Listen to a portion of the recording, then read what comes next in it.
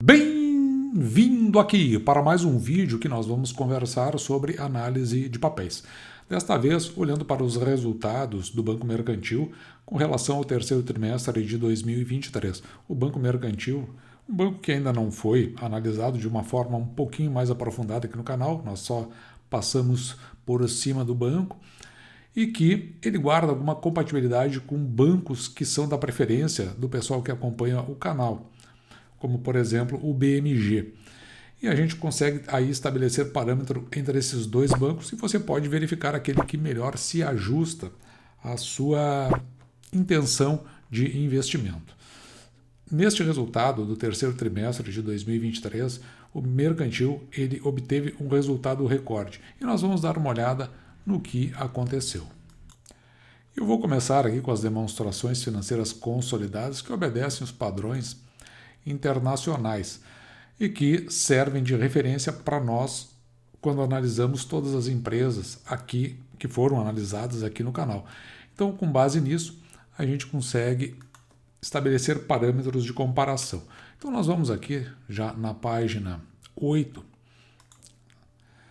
onde nós olhamos para o balanço e abrimos aqui uma atenção para o total do ativo, isso porque a gente está começando a colocar o ativo também, de maneira que o total dos ativos, né, de maneira que a gente consiga depois chegar lá no retorno sobre os ativos das empresas, que é sempre uma das referências comparativas que nós utilizamos lá no final. Quando olhamos para o passivo, o que nos interessa aqui é com relação ao patrimônio líquido. Veja que ele saltou aqui do final do ano passado de 1,3 bi para 1,5, depois nós vamos dar uma olhada como foi esse crescimento. E aqui, para finalizar, vamos dar uma olhada na demonstração dos resultados. O que vai interessar para nós aqui são as receitas das intermediações financeiras. Veja que nos primeiros 9 meses do ano passado estava em 2,5 bi e agora está em 3,4, por isso já começa a dar uma referência sobre o resultado recorde. Da mesma forma como nós olhamos para o lucro líquido do período, que passou aqui de 148 bi para 200 e, deixa eu olhar mais de perto, 235 bi. Por outro lado, durante toda a documentação que foi apresentada pelo Mercantil, nunca fez referência à eficiência. Então, eu separei aqui as despesas operacionais, você pode verificar que chega a 1,5 bi, e quando nós dividimos essas despesas operacionais pelas receitas que foram angariadas, nós vamos chegar no índice de eficiência, que depois eu vou mostrar ele lá no final, em termos práticos. E por fim, de uma forma um pouco mais didática, a gente encontra aqui a apresentação dos resultados por decorrência da teleconferência de resultados. Eu marquei algumas coisas que me pareceram interessantes aqui, então quando eu estava falando em resultado recorde, bem lá no começo da apresentação, no que diz respeito ao lucro líquido, veja que ele saltou, como nós vimos, de 135 milhões para 271, um crescimento aqui na faixa dos 100%. O retorno sobre o patrimônio líquido, no caso aqui o anualizado, então tem que pegar o período do fechamento do terceiro trimestre, em 28,8, então anualizado, ele já chega a ficar marcado aqui embaixo, veja, anualizado com a referência do terceiro trimestre. O nosso vai dar um pouco menos porque nós fazemos em cima da projeção e a projeção é com relação ao resultado futuro lá no fechamento do exercício. Quando a gente diz lá no fechamento do exercício parece tão longe, né? Mas é agora no fechamento do mês de dezembro, cujos resultados do quarto trimestre, ou seja, resultados do exercício, eles são apresentados normalmente no mês de fevereiro do ano seguinte, portanto de 2024. Outras coisas aqui interessantes que eu achei que o banco ele trouxe isso aqui, né? Negócios são cada vez mais digitais. Veja aqui a quantidade total de contratos de consignação por aplicativo, ele evolui aqui, cresce 36%, e eu não sabia, né, mas eles também fazem quantidade total de contratos de empréstimos através do WhatsApp, um crescimento aqui de 26%. Eu deixei apenas como referência para a gente saber em que pé anda do ponto de vista da, digamos assim, no caminho da digitalização. Então, com relação à quantidade de clientes, aspectos aqui também me chamaram a atenção. Veja a quantidade de clientes, ela evolui em milhões aqui, do terceiro trimestre de 2022 de 5,7 milhões de clientes para agora terceiro trimestre de 2023, 7,7, um crescimento de 34%. E desses clientes, aí, clientes com crédito, o percentual daqueles com crédito saltou de 39,3% para 51%. Claro que, evidentemente, né, isso aí de alguma forma pode ter alguma representatividade, principalmente lá no índice de inadimplência desses clientes, que nós vamos ver logo em seguida. Alguns itens concatenados de performance, indicadores, né, como por exemplo faz o Banco do Estado do Rio Grande do Sul, mas veja que o índice de inadimplência, como nós vimos, de 90 dias, ele está em 3%. Esse aqui é o total, depois nós vamos ver separado o que isso significa. E quando até 3% a gente entende que está num índice de inadimplência adequado, e ainda por cima que o banco nos traz que faz uma redução aqui no comparativo trimestral do terceiro trimestre de 2023 com o terceiro trimestre de 2022 em 0,2 pontos percentuais.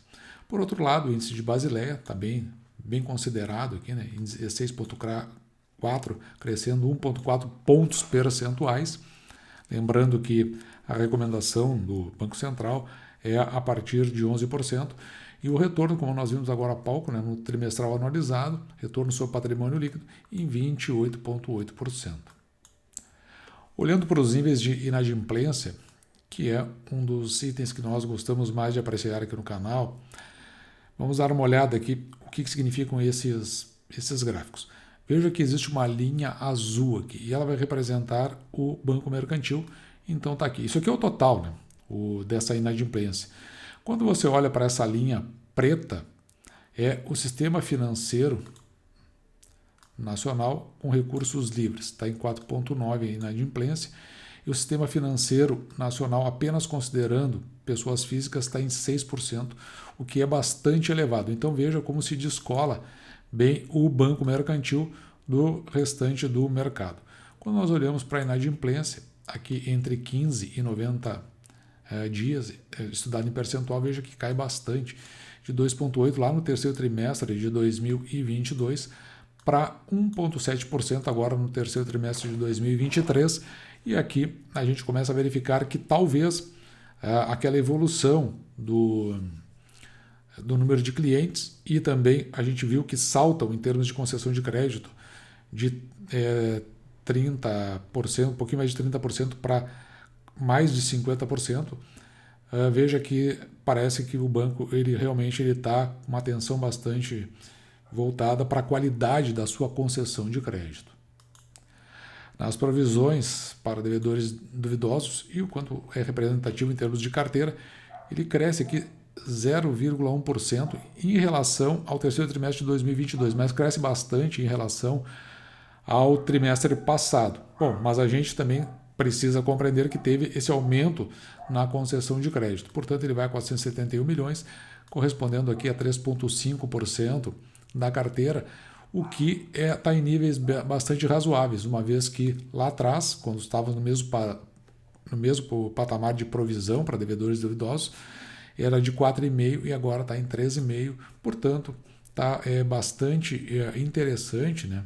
Não só a estabilidade, mas também o controle assertivo dessas provisões feitas pelo Banco Mercantil. Eu achei interessante essa parte aqui, que esta linha mais conservadora que o banco adota com relação à concessão de seus cartões. Veja que nós estamos falando aqui do cartão de débito, que é a maioria da quantidade de cartões que o banco tem concedido, né? Isso aqui está em milhões. E é interessante isso aqui porque o cartão de débito, evidentemente, ele tem eficiência na medida que você tem o saldo. Então, faz parte aí de uma visão bem conservadora realmente ter mais concessão. Quando se está falando aqui do consignado, e o patamar aqui que a gente pode tomar como referência foi o Banco BMG, que nós analisamos no último vídeo que nós publicamos. Veja que ele tem um lastro maior, e essa talvez seja uma diferença e um comparativo interessante para quem possa olhar para um ou para outro banco. E aqui neste caso, que é essa marcação em preto, apenas em torno aqui de 200 mil cartões concedidos. Como nós vimos anteriormente, o índice de Basileia, ele chega aqui a 16,4%, e aqui, ao passo que o patrimônio líquido 1,4%, mas aqui, claro, evidentemente, né, nós não estamos olhando para o IFRS, aqui é com relação às demonstrações financeiras como elas são de forma mais comum aceitas no Brasil, por isso que tem um certo descolamento. Mas o que interessa aqui para nós é exatamente o índice de Basileia, onde está bem acima, né, pelo menos dos patamares recomendados, mínimos recomendados pelo Banco Central. O que significa que na concessão de crédito, aquilo que é parte do banco é de 16,4%, o restante são das captações que o banco faz. Lembrando que normalmente quando houve problemas e bancos que vieram a quebrar por conta de não ter uma provisão ajustado com a sua, em termos percentuais, ficou ali entre 5, que foi o caso do Citibank, e o último caso que nós vimos foi do SBV, que aconteceu no início do ano, que foi na casa dos 8%. Então, com 16,4% está bem consolidado, embora a recomendação a gente saiba de Basileia bata ali nos 27%, 30%. Mas, em que pese as receitas interessantes aí na evolução do Banco Mercantil, veja que, na verdade, importante mesmo é justamente aqui que eu marquei no canto, a margem líquida, porque não adianta você ter grandes receitas se você não tem margem. A margem aqui ela cai um pouquinho, 21,3%, mas é uma boa margem, de forma que isso significa que lá no final vai refletir aqui no lucro líquido. E com isso, com maior disponibilidade, evidentemente, o banco vai ter um lastro maior justamente para aquilo que interessa para quem investe, nós acionistas, né? Eu não sou acionista, mas os que são acionistas procuram a amplitude dessa margem, que reflete uma maior amplitude do lucro líquido e, consequentemente, o maior provento a ser pago. E veja aqui o retorno sobre os ativos, esse aqui é anualizado. Também da mesma forma, toma como base o terceiro trimestre, chega a 2,1 e a gente gosta sempre que esteja acima de 1. E aqui, nesse anualizado, ele está bem acima. Mas aqui, evidentemente, né, que o resultado do terceiro trimestre, ele vai bem além do que se imaginava e do que foi o terceiro trimestre do ano passado, e por isso dá esse resultado. Quando nós traduzirmos para as nossas projeções, vocês vão ver que vai ficar um pouquinho abaixo. Resultados esses que vêm aqui para a nossa tabela de múltiplos, onde nós temos análise fundamentalista propriamente dita. Veja que a nossa projeção, conforme os resultados e conforme o crescimento médio composto do mercantil, era de 4,1 bi em receita e agora chega a 4,5, superando aí de uma forma bastante interessante. Nós tivemos uma projeção de lucro líquido de 267 milhões, isso aí tudo no fechamento do ano de 2023, quando tivermos os resultados do quarto trimestre, nós vamos ver o quanto nós nos aproximamos das nossas projeções. Mas veja que o lucro líquido, então ele que era de 267 milhões, agora está em 314. Um patamar aqui interessante do ponto de vista de lucro líquido é com relação ao Banco do Estado do Rio Grande do Sul. Veja que ele é 3 vezes maior. E isto é curioso, né? Porque é um banco que a gente pode, de alguma forma, buscar alguma referência, no caso do Banrisul, que é aqui faz parte aqui da carteira do canal, porque a gente consegue ver como eles podem andar, embora aparentemente seja 3 vezes menor, o quanto eles podem andar de maneira a que a gente estabeleça comparativos interessantes e verifique se aquele dentro do comparativo que mais se ajusta a uma composição de uma eventual carteira. Para esse exercício, já foi anunciado esses 75 centavos aproximadamente de dividendos, o que ficou aqui bem compatível com a nossa projeção lá do início. Com isso, o banco chega aqui a 25,2% de payout, o que está até inclusive abaixo da sua média de 50,8%. Talvez o banco aí a gente possa considerar que ele possa um pouco mais. Será que ele vai fazer anúncios para 2024 que vão superar o seu dividend yield, que hoje está aqui na faixa dos 5%, considerando que o preço da ação no momento que eu estava fazendo esse vídeo estava a R$ 15,10. Com esse dividendo do exercício, veja que o preço teto nosso calculado, ou seja, é dividir esse provento por 6%, ele chega aqui a R$ 12,59. E por que a gente divide por 6%? Que é o mínimo que aceitamos receber em proventos pelo valor que pagamos pela ação. Nos últimos 5 anos, o Banco Mercantil vem pagando R$ 71, o que dá um preço teto, quando olhamos para o passado, de R$ 11,85. Nós sempre olhamos para esses dois preços tetos. Quando a gente tem a projeção, olhando lá para frente para o futuro, e quando nós temos o que já aconteceu, olhando para o passado.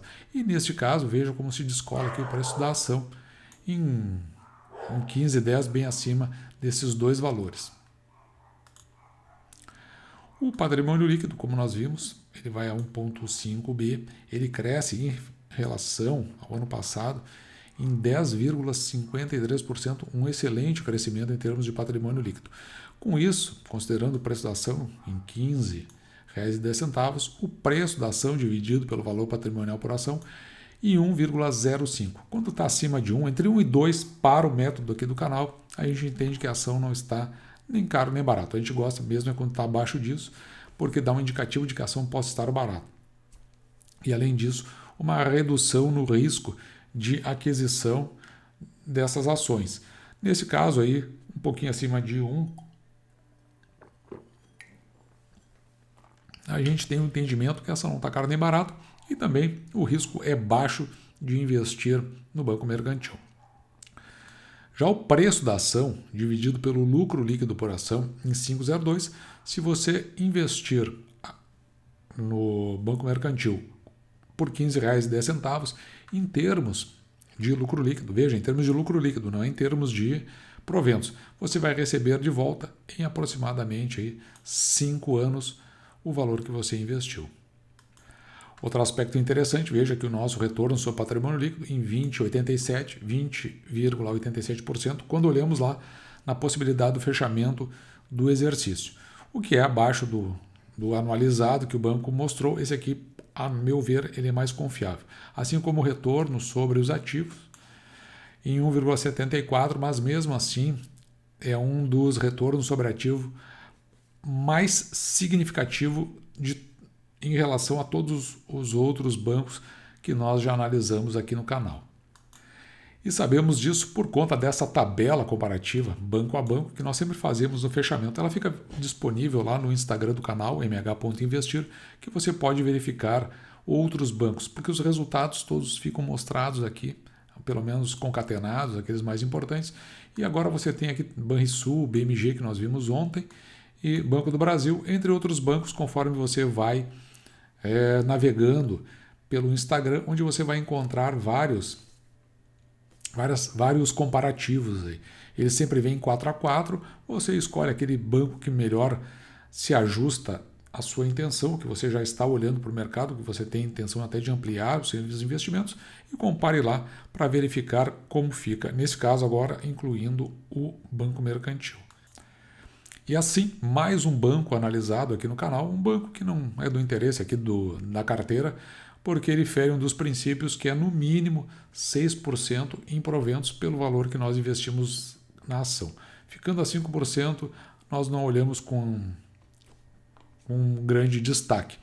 Pode acontecer do exercício que vem, que com os resultados obtidos se acabe elevando esse valor, mas a gente precisa sempre olhar com cuidado para ver se isso já é normal, é regular no passado, ou se apenas é um exercício em que isso aí aconteceu de uma forma esporádica, indicando que talvez não seja mais justo ou apropriado, mais indicado ou apropriado investir no Banco Mercantil.